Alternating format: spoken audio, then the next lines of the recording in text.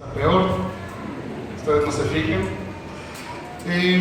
Vamos a estudiar con la misericordia de Dios, con la gracia de Dios, el día de hoy, unos pasajes, unos versículos que sinceramente en los últimos meses he estado teniendo un tipo de lecturas diferentes. Me he dado cuenta de que pues definitivamente estudiar la Biblia verso a verso y enfocarse en los contextos y enfocarse en lo que la palabra de Dios te quiere proyectar, usted puede enseñar cualquier cantidad de cosas en cualquier parte de la Biblia. Abran sus Biblias, por favor, hermanos, el libro de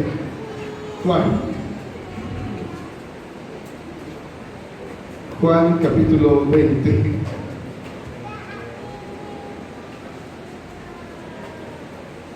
Hola. Bien mal. Dice así, Juan capítulo 20, versículo 30, por favor. Vamos a entender cuál es el propósito de estos libros. Vamos a entender con la ayuda del Espíritu Santo cuál es el propósito de lo que vamos a estudiar el día de hoy. Miren, conforme a la palabra de Dios, dice así, 20:30 del libro de Juan.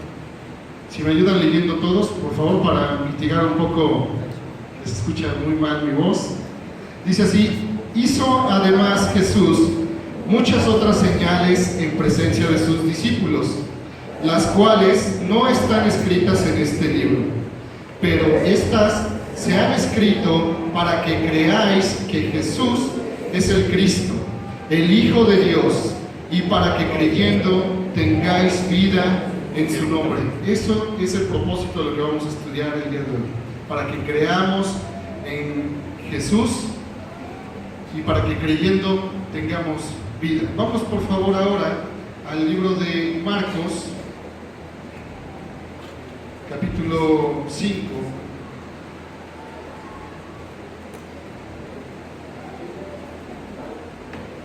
versículo 20, que es realmente el texto sobre el que vamos a estudiar el día de hoy. Vamos al 23, por favor. 5:23 del libro de Marcos. ¿Ya lo tienen? Dice así, 5:23 del libro de Marcos: y le rogaba mucho, diciendo: mi hija está agonizando, ven y pon las manos sobre ella para que sea salva y vivirá. Vamos a orar. Señor, en el nombre de Jesús, clamamos a ti en este día, Padre, para pedir misericordia, Señor, y que puedas derramar sabiduría sobre nosotros, para que puedan ser abiertos nuestros ojos, para que podamos entender el mensaje que tienes el día de hoy para nosotros, Señor. Te pido de manera especial, Señor, sabiduría para poder hablar correctamente, para poder hablar conforme a tu palabra, y Señor, que no sean ideas mías, sino realmente, Señor, lo que quieres que aprendamos. En tus manos estamos, en el nombre de Cristo Jesús. Amén. Bien, pueden tomar asiento, hermanos, por favor. Bueno, vamos a estudiar el día de hoy en el libro de Marcos. Levanten la mano las personas que ya tomaron panorama o que están tomando panorama bíblico. ¿Cuántos? Muy poquitos. ¿Por qué tan poquitos? ¿Qué está pasando? A ver. Bueno, les voy a dar entonces una ayudadita. Fíjense que en los últimos capítulos de este programa, del panorama bíblico, describe a Jesús conforme a la perspectiva de cada uno de los apóstoles. Y en este caso Marcos lo describe como un varón trabajador, lo describe como un Cristo que hace muchos milagros. Y bueno, en este día vamos a estudiar acerca de estas condiciones muy peculiares que hizo Cristo. Vamos a ver 3 de ellas de manera muy puntual y vamos a tratar de entender qué es lo que nos proyecta la palabra de Dios en este capítulo. Miren, realmente las señales o los milagros, bueno, pero antes de de seguir avanzando, quisiera yo definir qué es un milagro.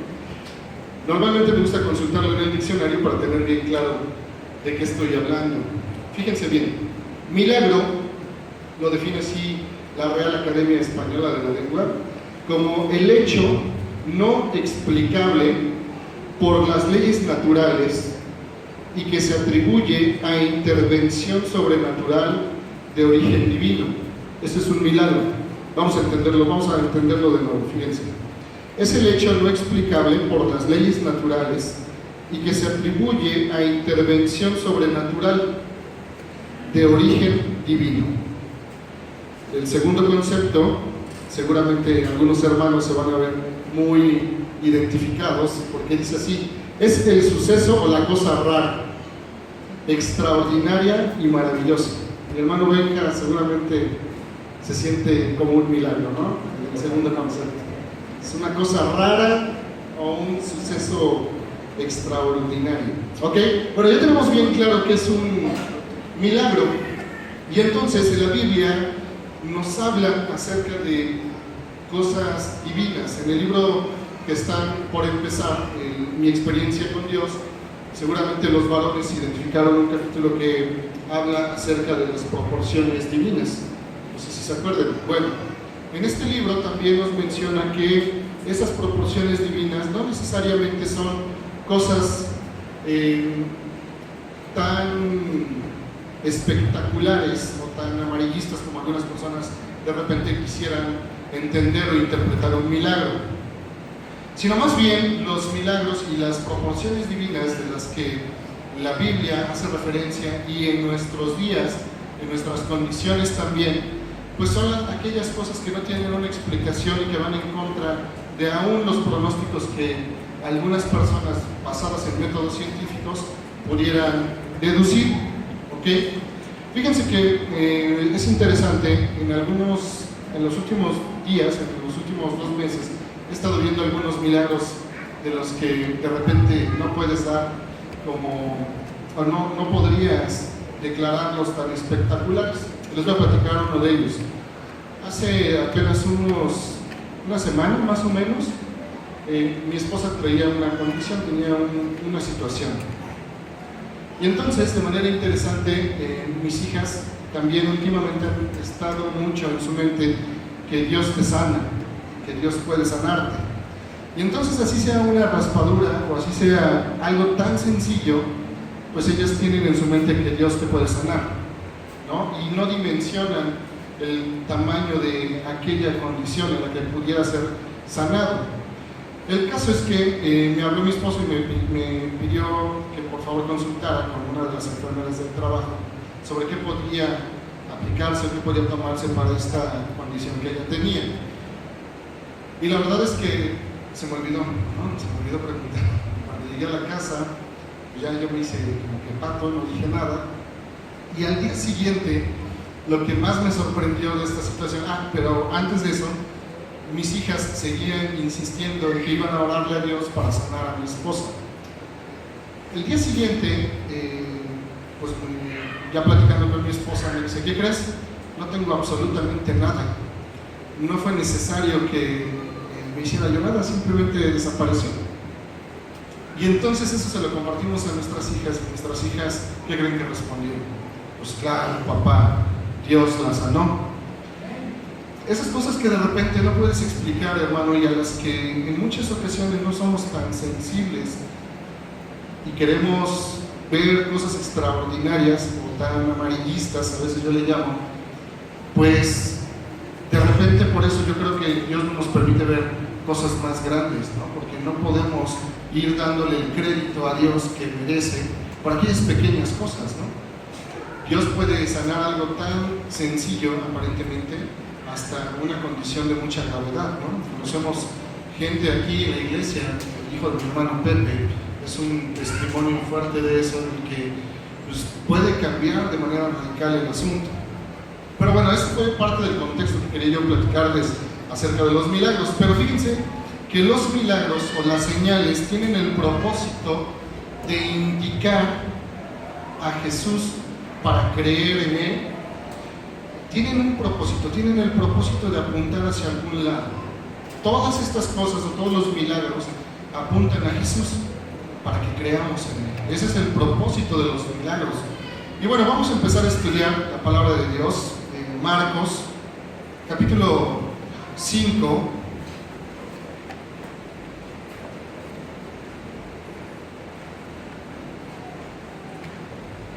Versículo 21. Y nos vamos a dar cuenta de un montón de cosas que hay en la palabra de Dios que muchas veces pasamos inadvertidas.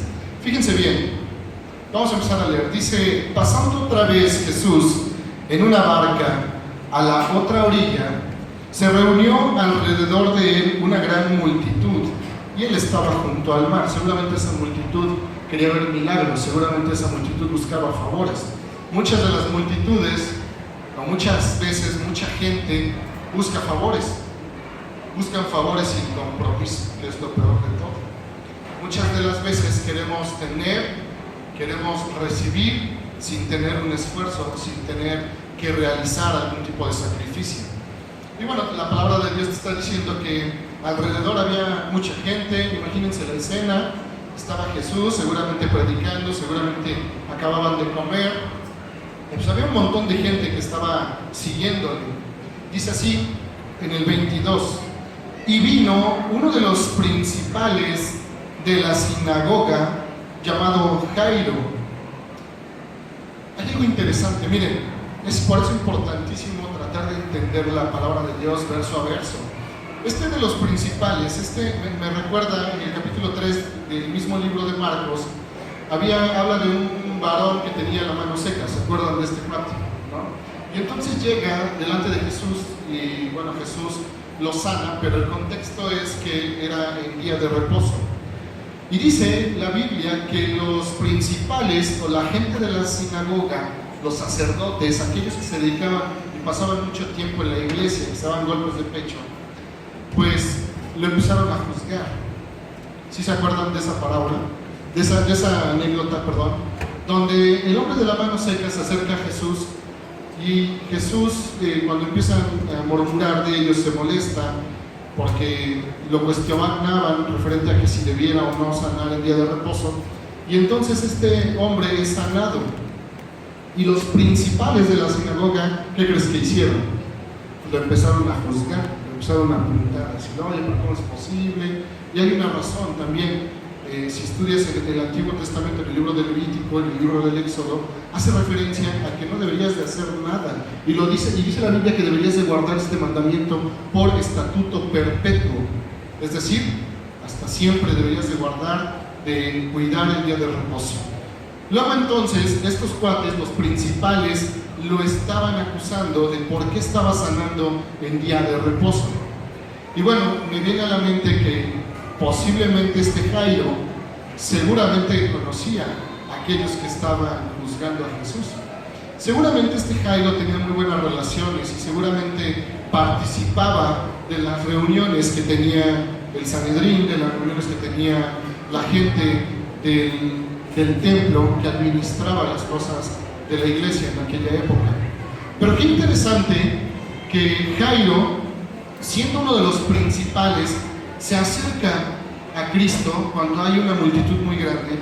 Y vamos a ver qué más le decía. Miren: y luego que le vio, se postró a sus pies y le rogaba mucho, diciendo: mi hija está agonizando. Vamos a ir entendiéndolo. Miren, imagínense la escena en la cual hay muchísima gente que está rodeando a Jesús, que está levantando las manos, que seguramente están gritando, que seguramente quieren favorcitos, que seguramente se están acercando a él. Y en eso ven que llega este canijo, ¿no? Jairo. Seguramente llegó en una Suburban blindada con sus guaruras, bajó de la camioneta, se abrió paso entre ellos, y como lo vieron cuando se bajó y lo identificaron como uno de los principales, pues la multitud se abrió y lo dejaron pasar. Imagínense esa escena, hermanos. Y luego entonces este cuate Jairo, ya en el lenguaje actual, pues va a seguir ahí a hacer un pancho delante de Jesús. Sana mi hija, mira, te ruego, dice que le rogaba. Ese rogar, ese sentido de rogar, pues es el hecho de que fuera él y estuviera llorando, y estuviera postrado delante de él, y estuviera haciendo un pancho delante de él. Y entonces a Jairo en ese momento no le importó que la gente lo viera, que estaba haciendo un pancho delante de Cristo. Y seguramente a este Jairo en ese momento, su prioridad, que era su hija en ese momento, pues no le interesó tirarse, rogar, llorar, suplicar delante de Cristo. Este Jairo pues seguramente tenía también un puesto importante, dice que era de los principales. Yo no sé si era el que administraba el dinero, yo no sé si era el que tenía la actividad de mantener la mesa limpia, mantener los recipientes del aceite llenos. No sé qué actividades hacía, pero sí sé que era uno de los principales del templo. ¿Y cómo es posible que capítulos antes los principales cuestionaban a Cristo porque había sanado el día del reposo y Jairo no había hecho nada, y ahora estaba delante de Cristo derramando su espíritu delante de él? Estaba llegando humillado, estaba llegando con un corazón humilde delante de Cristo. Vamos a seguir leyendo, y le dice: mi hija está agonizando. Punto y coma. Ve y pon las manos sobre ella. ¿Qué le dice primero, hermano? ¿Para que la sanes? No, para que sea salva. ¿Por qué él, siendo uno de los principales, conociendo la ley, se dirige a Cristo y le dice para que sea salva, y no le dice para que sane? Pues porque conocía las Escrituras, porque conocía la ley, porque sabía que debería de tener salvación su alma, y su hija estaba en un proceso de agonía. Él sabía que iba a morir, y el enfoque principal de Jairo no es que sea sana, sino que tenga salvación. Muchas de las veces las multitudes se confunden queriendo primero sanidad antes de la salvación. Vamos a seguir leyendo. Dice así: coma y vivirá. Pero ese y vivirá es el resultado de la salvación que Dios le está otorgando a la hija de este varón. ¿Sí te das cuenta qué interesante?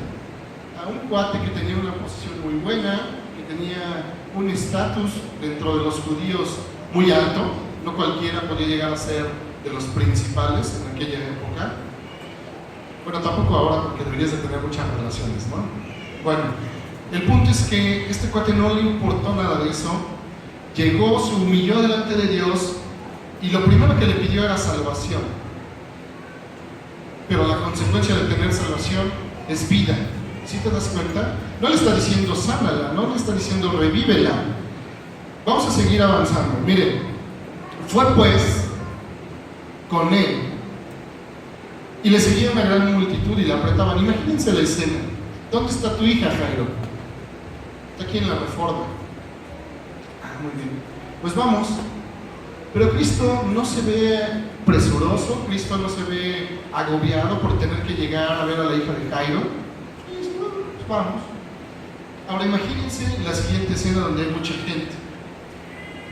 Lo van siguiendo, saben que es un predicador importante, saben que hace milagros, saben que sana a la gente. Y ese proceso de sanación veíamos que lo atribuyen a milagros porque pues no tienen explicación a por qué de repente se quitan esas condiciones por las que la gente está pasando. Dice así: pero una mujer que desde hacía 12 años padecía de flujo de sangre y había sufrido mucho de muchos médicos y gastado todo lo que tenía, y nada había aprovechado antes. Vamos a entender qué es eso del flujo de sangre. Miren, el flujo de sangre no es otra cosa más que la menstruación excesiva.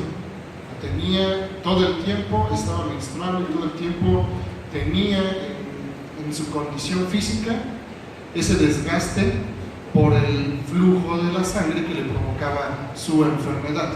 Los que saben de medicina podrán entender más esto, pero esa era la enfermedad que esta mujer tenía. Imagínate si de por sí a las mujeres en un periodo determinado se vuelve complicado y hasta incómodo. Esta mujer día a día durante 12 años menstruaba. Imagínate la condición de esta mujer de desgaste físico que le estaba provocando ese sangrado continuo que estaba teniendo. 12 años. Visualizan solamente la condición por la que estaba pasando. Si 3-5 días son complicados, vivir 12 años con esa condición seguramente no era nada sencillo. Pero sabes que vamos a revisar algo más para poder entender por qué era tan complejo para ella. Vamos al libro de Levítico, capítulo 15, verso 19. El libro de Levítico está enfocado al pueblo de Leví, y ellos eran los que administraban, y ellos eran los que gestionaban la ley en aquella época. El libro de Levítico, capítulo 15, verso 19. Miren, esta mujer era judía, ¿ok? Esta mujer que tenía o padecía flujo de sangre, sabía la ley, entendía cuál era la ley, pero además hay algo bien importante que vamos a aprender con la ayuda de Dios en este momento. Levítico 15, versículo 19, está hablando acerca de leyes sanitarias.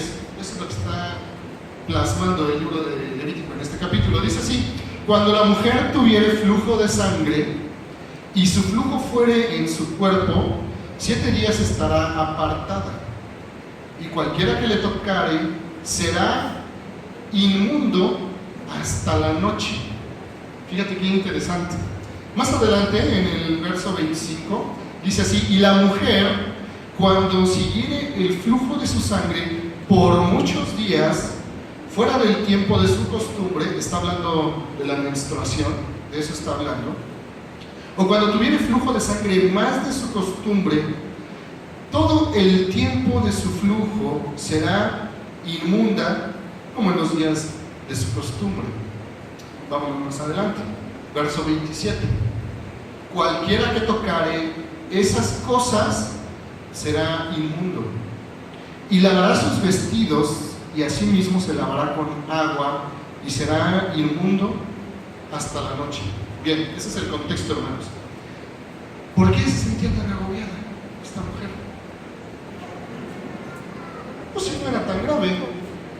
No manches, 12 años en esa condición, 12 años apartada de la gente, 12 años apartada de su familia, de su esposo, si es que tenía esposo, que lo dudo mucho por la condición en la que estaba. La verdad es que esa es una asunción mía, no lo sé.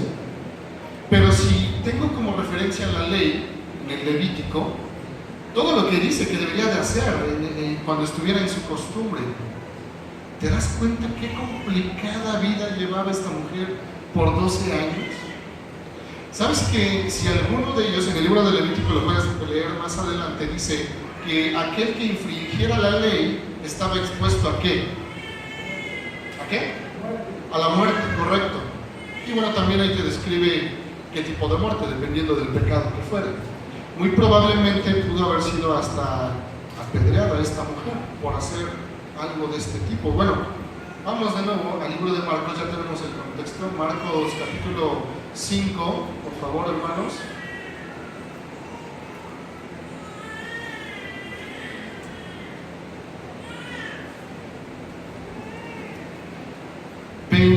Capítulo 5, verso 25 dice: pero una mujer que desde hacía 12 años padecía de flujo de sangre y había sufrido mucho de muchos médicos y gastado todo lo que tenía, es decir, ya estaba ponchado, ya no tenía nada, seguramente sus propiedades las vendió, seguramente si tenía vacas, su ganado, sus tierras, es decir, todo lo que tenía.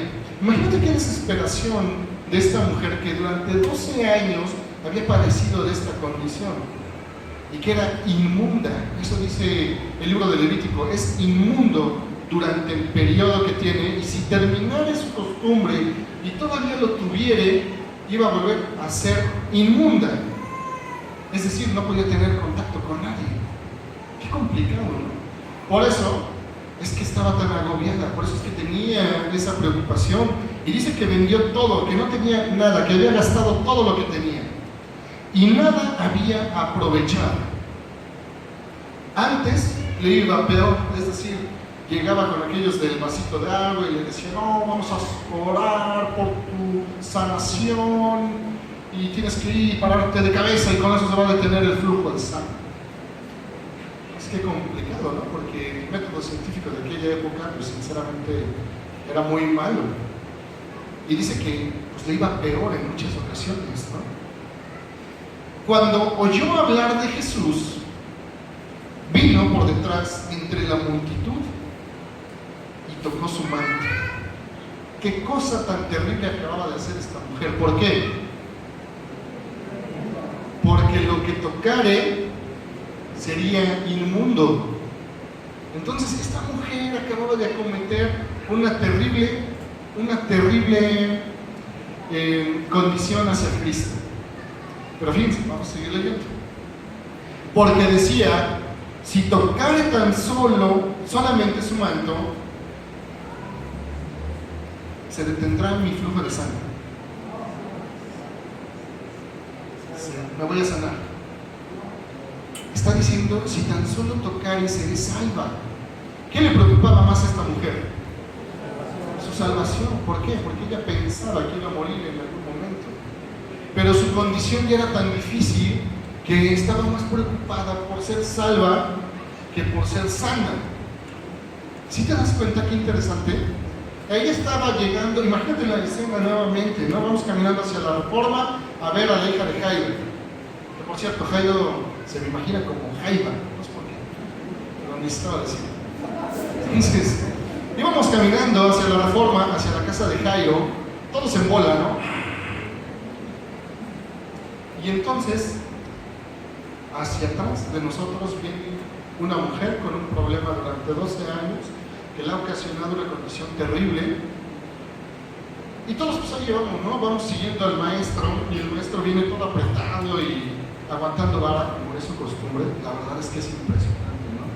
Porque con el calor que hacía, en chanclas, con la tierra, con la gente ahí presionándolo y agobiándolo, y gritándole, y algunos gritando cosas de sanación, cosas de verdad. Pues llega esta mujer por detrás y toca su manto, solamente toca. Y le dice, si yo lo toco voy a ser salva y no importa nada más. Fíjense qué pasó. Y la consecuencia de ser salvo, dice, y enseguida la fuente de su sangre se secó.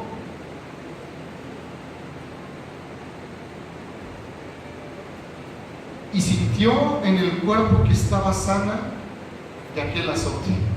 Seguramente lo percibió de inmediato, ¿no? A la cantidad de cosas que no debía de hacer esta mujer para contener su sangrado. Si en la actualidad, cuando hay alguna condición compleja y utilizan toallas sanitarias y de repente es difícil, imagínate en aquella época que no existía nada de eso. Seguramente en ese momento se dio cuenta y se detuvo. Algo pasó. Dejó de sangrar. Dice así. Luego Jesús, conociendo en sí mismo el poder que había salido de él, volviéndose a la multitud, dijo, ¿quién ha tocado mis vestidos? Qué interesante, ¿no? Porque venía un chorro de gente, etcétera, y de repente Jesús, pues, sabemos que es omnisciente, sabemos que Dios lo sabe todo, estamos conscientes de que Dios conoce nuestras mentes, conoce nuestros corazones, dice que conoce y pesa los corazones. Qué cosa tan interesante. Y a eso vamos. Y salen los apóstoles, ¿no? Finísimos. Señor, ¿cómo? Te aprietan y preguntas quién me ha tocado. Empiezan a preguntar y a cuestionar, ¿no? antagónicos como siempre, los apóstoles, queriendo pues, salir a relucir y preguntándole, Señor, pues ¿cómo es posible? Y me imagino a un Pedro, ¿no? Y echando, ¿quién te tocó? Le corto una oreja ahorita. Pero hay algo bien interesante, miren, pregunta, ¿quién ha tocado mis vestidos? Sus discípulos le dijeron, ves que la multitud te aprieta y dices, ¿quién me ha tocado? Pero él miraba alrededor para ver quién había hecho esto. Qué interesante, porque ¿a poco no sabía quién lo había tocado? ¿A poco no sabía qué era lo que había pasado? Pero fíjense que Jesús es un caballero. Y Jesús no va a balconear a nadie. Jesús no va a evidenciar a nadie que esté buscándolo, sino que dice la Biblia en el libro del Apocalipsis que está a la puerta ahí, llama, no se mete, ¿no? O sea, no llega y se agandalla. Dice que llega y toca. Dice que aquel que abre, pues entra y agarra y se abre, ¿no? Pero qué interesante, porque no llega y agandalla. Es un caballero, eso es impresionante, por eso soy admirador de Cristo. Pero dice que preguntaba, ¿quién fue? ¿Quién lo hizo? ¿Y sabes por qué? Porque tú tienes que dar el siguiente paso.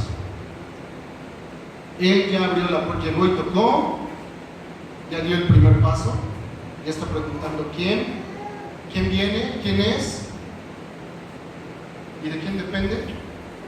Pues de ti. Vamos a seguir leyendo. Dice, entonces la mujer, temiendo y temblando. ¿Por qué temía y por qué temblaba esta mujer? Porque sabía la consecuencia de tocar a alguien cuando estaba en esta condición. ¿Por qué tenía miedo? Pues porque sabía que se estaba exponiendo a morir. Porque sabía que la podrían apedrear. Porque sabía que si decía, soy yo y tengo esta situación, es más, ¿a poco no entre judíos sabían qué era lo que le estaba pasando? Así como eran de chismosos.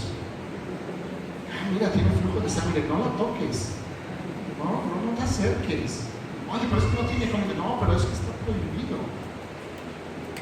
No hagas misericordia, no la ames. Dice la Biblia aquí.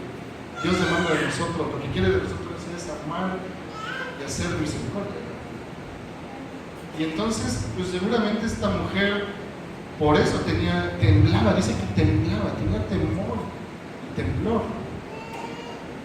¿Y qué fue lo que pasó? Dijo, sabiendo lo que en ella había sido hecho, vino y se postró delante de él y le dijo toda la verdad. ¿Cuál era toda la verdad? Tengo flujo de sangre. Estoy enferma desde hace 12 años. Mi vida ha sido un desastre durante este tiempo. He perdido todo lo que tenía. Y he visitado médicos y me ha ido peor. Eso es la confesión de esta mujer. Dice que se postró delante de él y confesó todo delante de él. Confesó su condición. Y él le dijo, hija, tu fe te ha hecho salva. No le dice, tu fe te ha sanado. Le dijo, tu fe te ha hecho salva. Me recuerda a aquella mujer adúltera, que no era María Magdalena. Hermanos, por favor, considérenlo bien. Es otra mujer que llega delante de Dios y lo primero que dice, bueno, pues levántate y no peques más. Tenía misericordia, pero había un proceso de confesión delante de Dios. Había un proceso en el cual llegaban y se postraban delante de Dios y se humillaban delante de Dios y buscaban la salvación. Y dice, buscar primeramente el reino de Dios, y todo lo demás se os dará por añadidura. ¿Llegaron buscando salvación? No. Llegaron buscando salvación. Dice así, vete en paz. Y por cierto, queda sana de tu azote. Una consecuencia. ¿Sí te das cuenta qué interesante? Sí, pero mira, no te preocupes, lo importante, tu fe te ha salvado. Coma. Y dice, y queda sana de tu asunto. Por cierto, vamos a seguir leyendo. Mientras él aún hablaba, vinieron de casa del principal de la sinagoga, Jairo, diciendo, tu hija ha muerto. Entonces imagínate la escena, ¿no? El Jairo viene estresado, bajando de su camioneta suburban, seguramente con sus guaruras, abriéndose paso entre la multitud, humillándose delante de Dios, diciéndole, ven porque mi hija está agonizando y quiero que pongas tus manos sobre ella para que sea salva. Ya está agonizando, está en la etapa terminal. Y el Jairo viene estresado, ¿no? Súbete a la camioneta, te llevo. Tranquilo, pues caminando, aquí cerca. Pero es que mi hija está agonizándose. ¿Cuántas veces no has sentido esa angustia de que le estás diciendo que se apure, ¿no? Y el otro ahí como muy relajado, muy tranquilo. Y tú ya ahí como que, pues apúrate. Y entonces, en ese momento en el que estaba siendo sana y salva esta mujer, pues Jairo seguramente estresado y preocupado por su hija, ¿no? Y viene el amigo comunicativo, no, ya colgó los tenis, ya se murió, ¿para qué lo molestas? Vamos a seguir leyendo, dice, ¿para qué molestas al maestro, no? Pero Jesús, luego que oyó lo que se decía, dijo al principal de la sinagoga, no temas, hermano, cree solamente. ¿Cuántas veces no nos encontramos en una situación así? ¿Cuántas ocasiones no estamos en una situación en la que dices, ya me cargó, ya, hasta aquí llegué, no hay más? Y no solamente en cuestiones de salud, hermano, en cuestiones financieras, en cuestiones de estudios, en cuestiones de relación matrimonial, en cuestiones de relación padres e hijos, en cualquier condición. Decimos ya, hasta aquí, no hay más.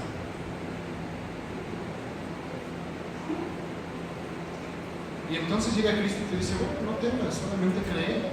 Es lo único que tú tienes que hacer. Y me recuerda cuando Jesús habla en una comparación acerca de los ricos, ¿no? Y les dice, bueno, pues es más fácil que un camello pase por el ojo de una aguja, ¿no? De repente empiezo a imaginarme muchas cosas, como un camello puede pasar por ahí, pero la Biblia dice que para Dios no hay nada imposible. Amén. Lo único que tienes que hacer, ¿qué es? Creer. Vamos a seguir leyendo. Jairo. Y no permitió que le siguiese nadie, sino Pedro, Jacobo y Juan, hermano de Jacobo. ¿Por qué no le permitió que nadie más le creyera? Porque seguramente empezaron a murmurar. Imagínate la escena. Viene el amigo comunicativo y le dice, no, ya para qué, ya se murió, ya no lo molestes. ¿Cuánto creía el que le estaba comunicando? Pero tiene la osadía de llamarle maestro. No molestes al maestro, ya se murió.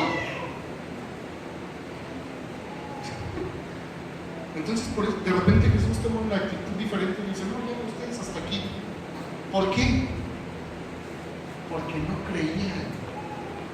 Porque no creían en lo que iba a pasar más adelante. Porque no tenían la certeza de lo que iba a ocurrir.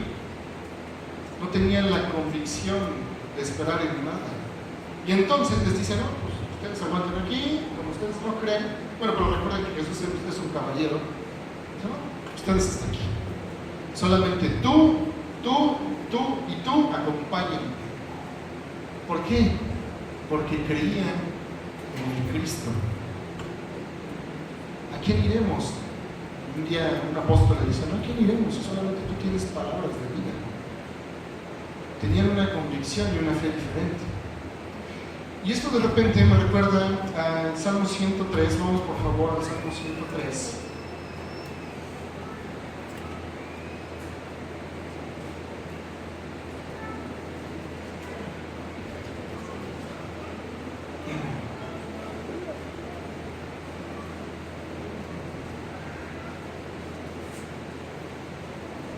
¿Quiénes de aquí tienen hijos? Hay un montón de gente. Me recuerda cuando Cristo se dirige a Jairo en el Salmo 103, verso 13. Búsquenlo, por favor. Amén. Sale, dice así: como el Padre se compadece de sus hijos, se compadece Jehová de los que le temen, porque Él conoce nuestra condición y se acuerda de que somos polvo. ¿Qué tiene que ver el Salmo 103 con la condición de Jairo? Jairo reconoce su condición delante de Cristo, siendo uno de los principales, siendo el dedo chiquito del gobernador precioso, siendo un allegado a la gente de más alto poder en aquella época. Reconoce su condición, llega delante de Cristo, se humilla delante de Cristo, reconoce su condición, le hace un pancho de panchos ahí delante de toda la gente. Seguramente la gente dice: no manches, el Jairo, mira, ¿no? Lo van a expulsar del pan. No manches. Del yunque, bueno, es otra cosa. Lo van a expulsar, imagínate, qué terrible. Y empezaron a murmurar, seguramente delante de él. Y a él no le interesó, porque su condición estaba reducida a polvo, porque su hija estaba agonizando. Los que somos padres y entendemos el amor por los hijos, nos damos cuenta de por qué Jairo estaba humillado en esa condición. ¿Qué no darías tú para que tu hijo no muriera? ¿Qué no harías tú para evitar que tu hijo pereciera? Humillarte delante de Dios, no importando perder tu chamba, no importando perder tu puesto. Jairo lo sabía. Y entonces Cristo tiene memoria de él y tiene misericordia de él. Y dice: no te preocupes, solamente cree. Es lo único que tú tienes que hacer, creer. Marcos capítulo 5, por favor.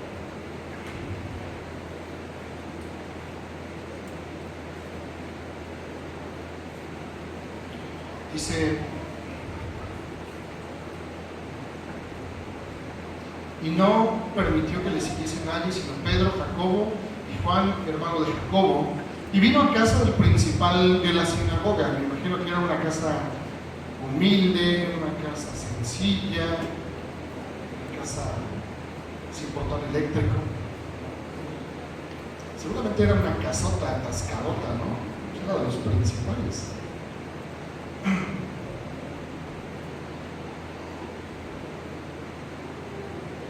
Y vio el alboroto y a los que lloraban y lamentaban mucho. Seguramente la mamá de la niña estaba ahí, ¿no?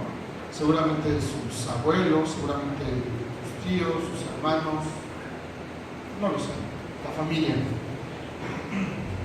Y entrando les dijo: ¿por qué alborotan y hacen escándalo y tienen aquí una pachanga? ¿Qué está pasando? ¿Por qué lo hacen? Pues porque no creen. Por eso. Es más, voy a hacer un comercial. Esto es por otra predicación, pero se los quiero comentar. ¿Por qué cuando murió Cristo las mujeres lloraban, los apóstoles dejaron de creer, se tiraron al piso, se deprimieron, hicieron su pancho, al otro día fueron a buscar el huevo? ¿Por qué? Les estuvo diciendo en repetidas ocasiones: me voy, es necesario que yo pase por esto. Pero no se preocupe, viene alguien más. Es necesario que esto acontezca. Es necesario que yo regrese al Padre. ¿Sí se acuerdan? Entonces, ¿por qué hicieron tanto alboroto al final? Porque no creían en lo que iba a pasar. Porque no le creían a Cristo, aun cuando habían hecho tantos milagros. Por eso se agobiaban. Porque no creían en lo que Cristo les había dicho durante tanto tiempo, durante 3 años. no lo creían. Y aún cuando lo vieron colgado en la cruz, ninguno de ellos dijo, va a resucitar, va a regresar.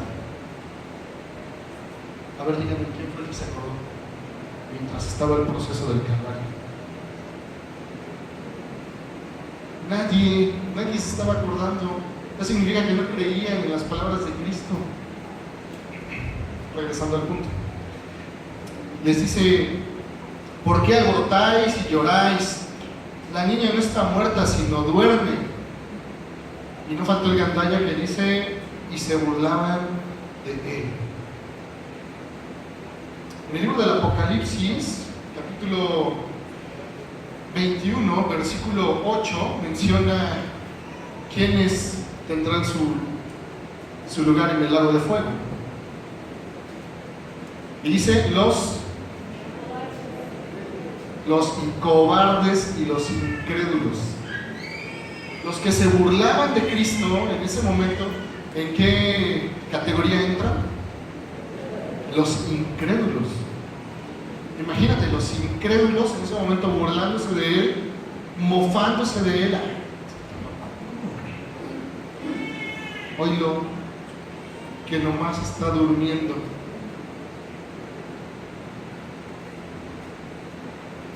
Paso mecha. Dice, mas él, echando fuera a todos, fíjate qué interesante.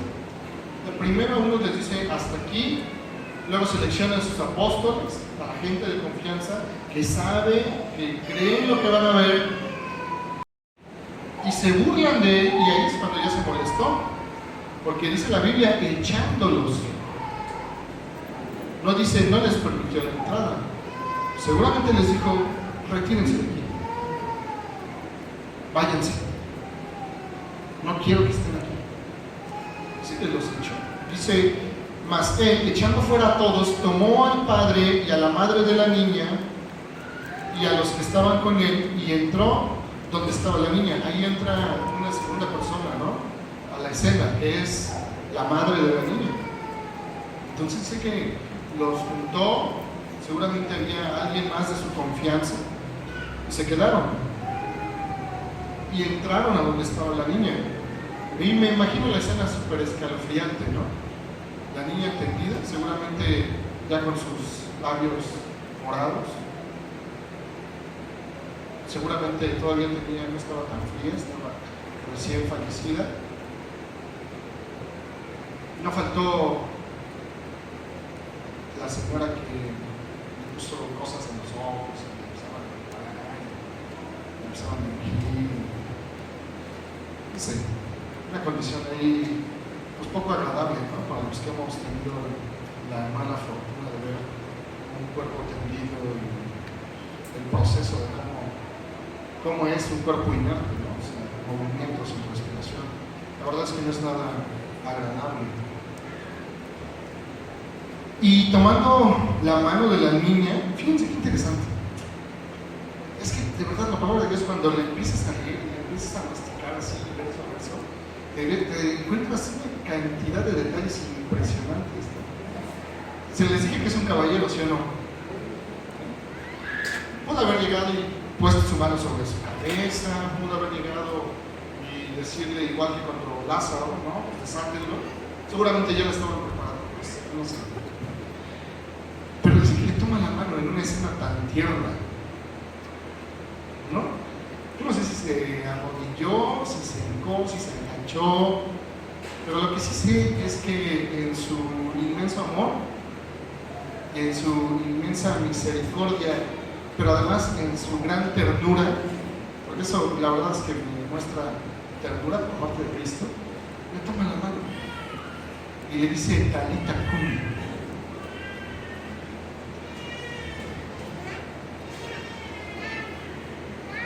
Que traducido es, niña, a ti te digo, levántate. La toma de la mano, seguramente se la talla, la bota, y le dice, levántate. Damos el poder tan inmenso de Dios, ¿no?, que no tuvo que hacer como los profetas en antaño, que tenían que levantar altares y orar, y hacer sacrificios para que Dios respondiera. Solamente con decir algo, con decirle, levántate. Y dice que, y la niña se levantó y andaba, pues tenía 12 años. Pero eso sí, se espantaron grandemente. ¡Ay, no manches! Levantó un muerto. ¡Corran! ¿No? Ya no se imagino. Esos cobardes, ¿no? Primero no creyeron y después se acobardan. Pues ya tienen su lugar. Qué interesante. Seguramente los que se espantaron y los que temieron fueron aquellos que se burlaron, ¿no? Cuando la vieron salir de la recámara. ¡Ay, hijo! Han de haber sentido la muerte chiquita, seguro, ¿no? Debieron de haber sentido escalofrío en ese momento, estos canijos. Pero él les mandó mucho que nadie lo supiese. Y dijo que se le dice de comer. Fíjense, qué casual termina el asunto, ¿no? Ustedes no digan nada. ¿Por qué? Porque no necesitas decir cuando Dios está manifestando en tu vida. ¿A quién le vamos a decir? Revivió a la hija de Jairo. No es cierto. Pues sí, ahí anda caminando. Solito iba a dar testimonio. No necesitaba que ellos lo divulgaran. Solito el testimonio se iba a dar. Pero termina muy casual la escena. Termina diciendo, bueno, pues no le digan nada a nadie, no es necesario. Porque los incrédulos ahora temen. Porque los que no creyeron ahora lo ven. Y dijo que se les dice de comer. Bueno, pues ya, siéntense, denle de comer, mantengan. Ese es el otro contexto, el otro significado es, bueno, ahora no se aparte. Ahora ustedes dos como padres, manténganlo, denle de comer. Que permanezca. Qué interesante, ¿no? Bien, vamos a seguir avanzando. Antes de que terminemos, quisiera revisar un último texto que también está muy interesante. Mateo capítulo 15, por favor.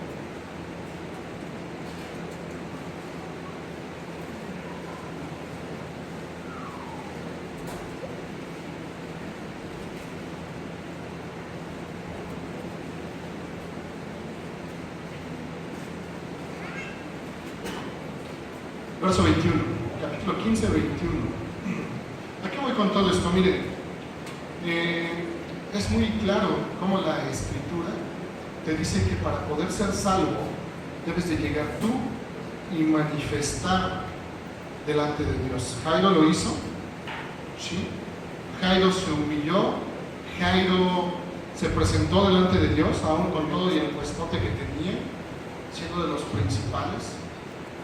Se manifestó delante de Dios y se humilló y le pidió salvación.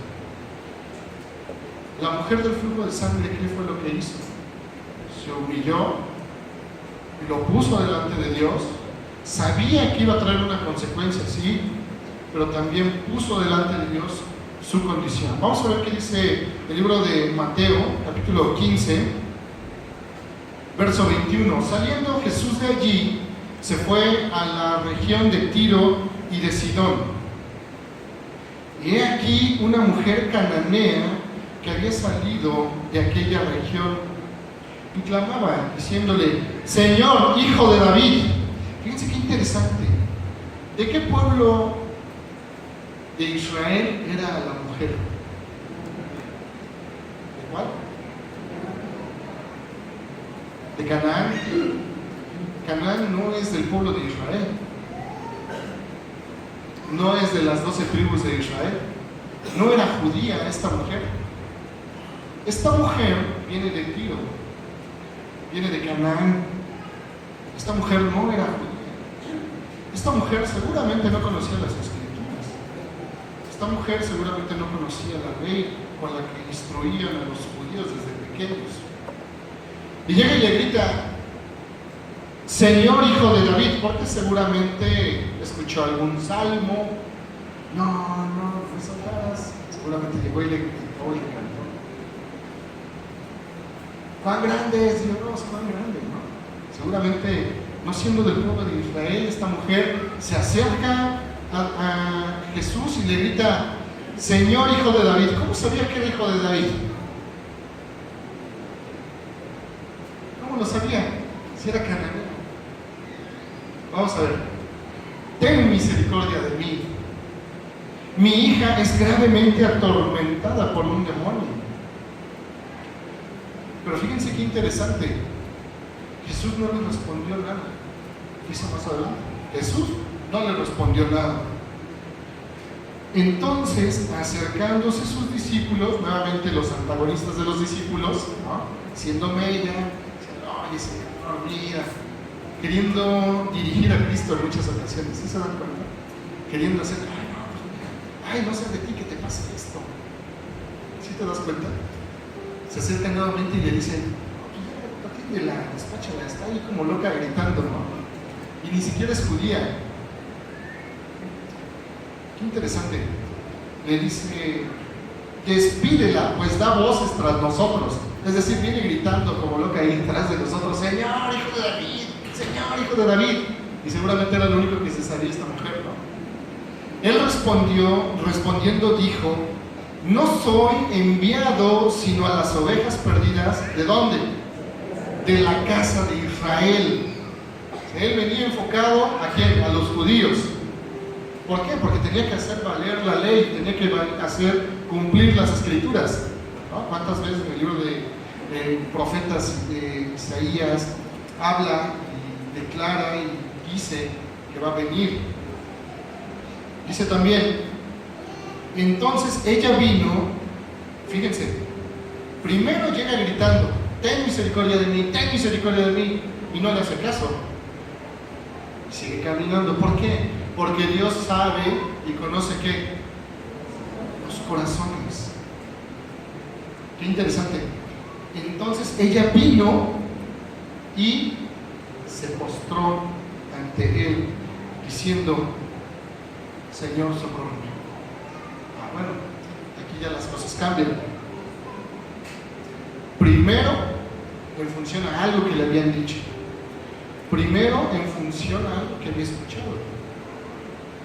Pero ahora, como se le da cuenta que no le hace caso, que no es por ahí, que no es por estar adulándolo, que no es por llegar y hacer ahí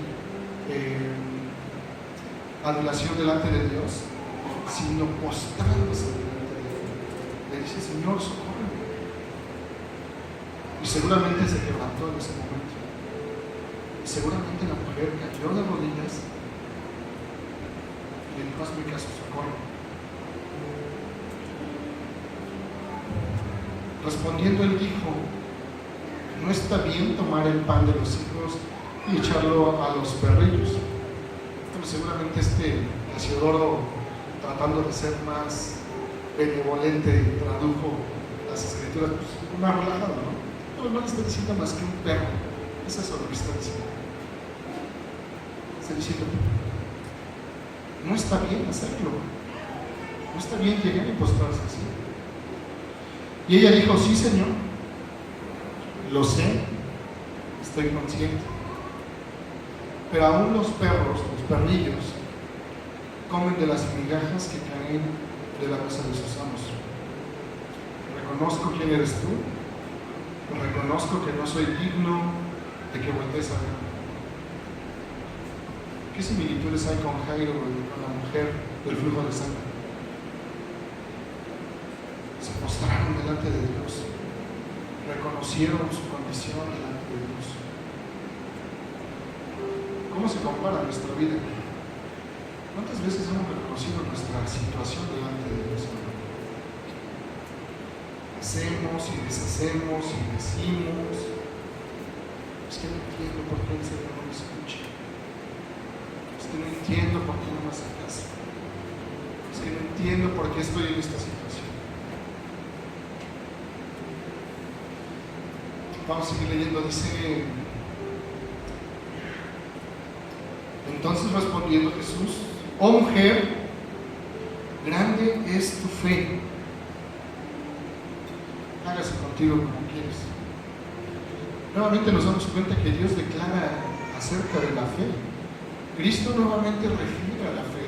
Cristo nuevamente menciona la fe.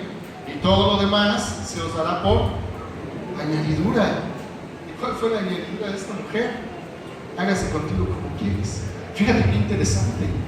Ni siquiera le dice, ni siquiera Dios tiene que molestarse en decir, ándale, César, ándale, que se quiten tus dolencias.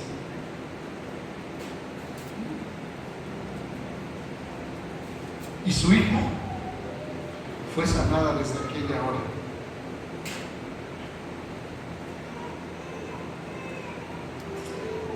Hermano, muchas de las veces queremos tener sanidad antes de salvación. Muchas ocasiones queremos que nuestras peticiones lleguen a Dios antes de nuestra salvación. Hay un proceso, y el proceso está claro. Es que tienes que venir delante de Dios y humillarte delante de Dios. Dice la palabra de Dios que tienes que venir, tienes que declararle primero tu verdad a Dios. En el relato de la mujer del flujo de sangre dice que le declaró la verdad.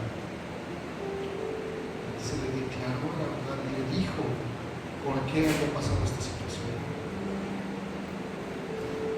Yo sé que a veces es complicado reconocer que estamos haciendo algo mal. Yo sé también que muchas veces es complejo por nuestro propio orgullo y nuestra propia naturaleza decir que estamos haciendo algo mal, estamos haciendo algo indebido. Pero dice la Biblia que conoceremos la verdad y la verdad nos hará libres. ¿Cuántas veces sabemos nuestra verdad, sabemos nuestra condición, pero no la queremos aceptar? Por querer darnos gusto, por querer seguir manteniendo nuestra área de confort, nuestra zona de confort. Definitivamente Jairo y la mujer y esta última mujer cananea salieron de su zona de confort, ¿no?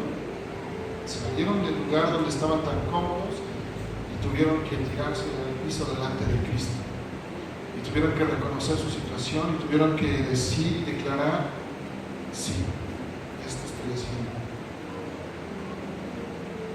Dice la Biblia que antes de la sanación viene la salvación, y esto es verdaderamente importante. En este día, hermano, visita, estás escuchando no lo que se me pegó la gana compartirte, sino lo que Cristo ha querido que escuches el día de hoy. Definitivamente, los tiempos de Dios son muy exactos y son bien planeados. Cuando Jairo se acerca a Cristo y le dice, oye, es que mi hija está agonizando. Cristo no se apresura, Cristo no se adelanta y deja todo lo que estaba haciendo por atender a la hija de Jairo. Yo no sé si es la primera vez que escuchas un mensaje de este tipo, pero lo que sí sé, de lo que sí estoy convencido, es que a todos nos llega el momento de escuchar lo que debemos de hacer para estar delante de la presencia de Dios. Escuché el otro día esta anécdota de un pastor de la iglesia en la que nos estamos congregando en el Estado de México. Sé que estaban en un auditorio, estaban en una conferencia con gente y estaba lleno el estadio, ¿no? Habían dado un concierto y estaban predicando acerca de la palabra de Dios. Y entonces había gente en los corredores del estadio asignados para ayudar a las personas que escuchaban el mensaje de salvación y ayudarles a orar en un determinado momento. Y entonces el pastor de esa reunión les hace la invitación y dice, si has escuchado, si has creído, si estás consciente y entiendes el mensaje que acabas de escuchar, pasa al frente, vamos a orar juntos. Vamos a pedirle a Dios y a poner delante de Dios nuestro sincero arrepentimiento. Y entonces una mujer se levanta y estaba así atascadísima y bajaba gente al escenario. Y la mujer esta se acerca al cuate que estaba ahí de la iglesia y le dice, oye, pero es que tengo que bajar hasta allá para que me arrepienta yo de mis pecados. Y le dice el cuate sí, tienes que bajar hasta allá. Y entonces dice, pero es que no lo puedo creer, de verdad tengo que bajar hasta allá y humillarme, que todo el mundo me vea. Y le dijo, sí, tienes que hacerlo. Es la forma para que te humilles delante de Dios. Y es que no lo puedo creer, es más, ayúdame, hazme caminito ahí, ¿no? Para que baje. Dijo, no, tú tienes que ir y bajar. Y eran 3 sesiones de este tipo, 3 eventos hubo de este tipo. Y de manera interesante le tocaron las 3 sesiones a este joven que estaba ahí auxiliando. Y en la segunda sesión se levanta la misma mujer y le dice, oye, ¿te acuerdas de mí? Yo le dije, tengo que pasar de hablar. Dijo, sí, para que seas salvo tienes que bajar. Tienes que presentar tus pecados delante de Dios. Acompáñame, ¿no? Tienes que hacerlo tú solo. Tenía sabiduría de lo alto este joven. Y en la tercera reunión, en la última reunión, se levanta la misma mujer y le dice al joven, de verdad tengo que ir. No puedo hacerlo aquí. Estoy arrepentida, en verdad. Voy a ir, voy a bajar. Voy a bajar en este momento y voy a arrepentirme de mis pecados. Y voy a orarle al Señor. Dice, bueno, no es necesario que bajes, no puedes hacer. Yo creo que no necesito explicarle a todos que lo entienden y lo saben. Vamos a orar, hermanos. Si tienes la necesidad, si has escuchado por primera vez el mensaje de arrepentimiento de Cristo, de humillación delante de Dios, y necesitas arrepentirte y humillarte igual que Jairo, reconocer delante de Cristo, no de nosotros como iglesia, que tienes que pedirle perdón a Dios y presentarte delante de Cristo arrepentido.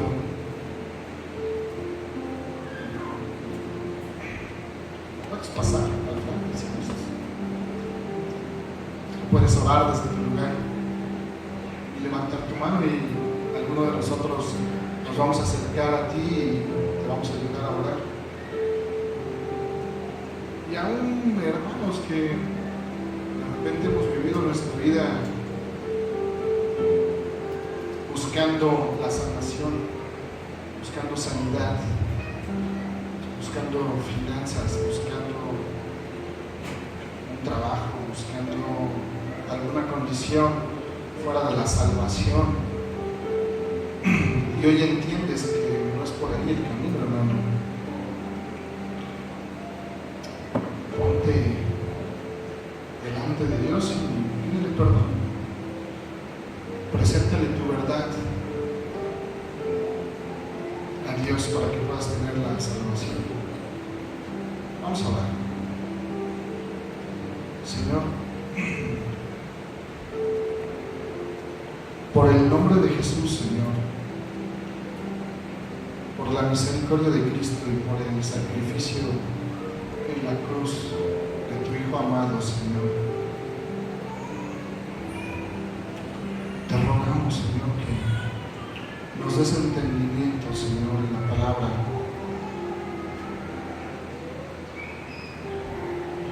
Nos des sabiduría, Señor, para tomar decisiones correctas, Dios.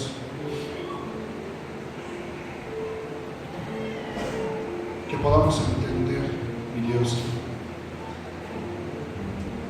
que es necesario humillarnos delante de ti, Cristo, para poder tener salvación y vida eterna, Señor.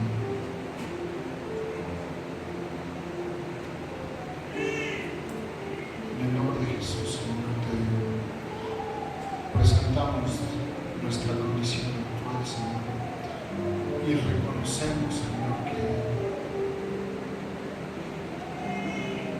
somos pecadores y que hemos fallado viviendo nuestra vida, Señor, buscando sanidad en nuestros corazones más que tu reino, Señor. Ten misericordia de nosotros, Dios. Danos salvación.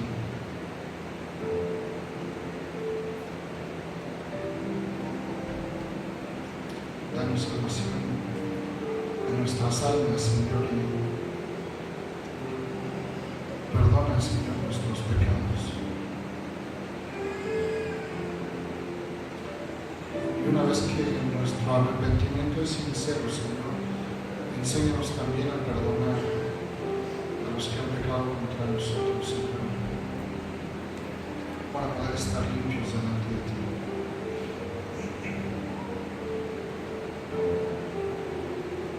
Ten misericordia, Señor, de nuestras almas y de nuestra vida y de nuestra condición. Y enséñanos a creer en ti, Señor. Pon en nuestros corazones la necesidad de creer en ti.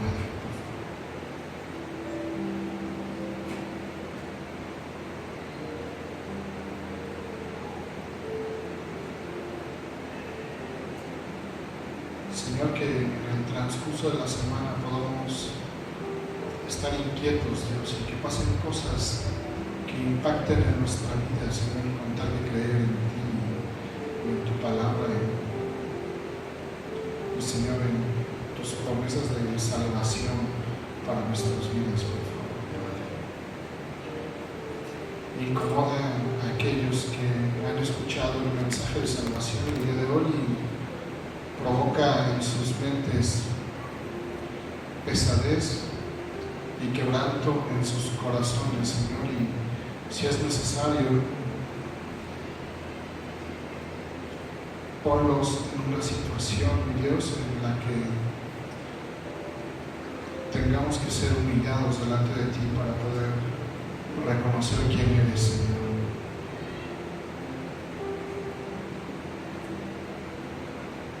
En tus manos estamos, de ti somos, por el sacrificio de Cristo nuestro Señor. Amén.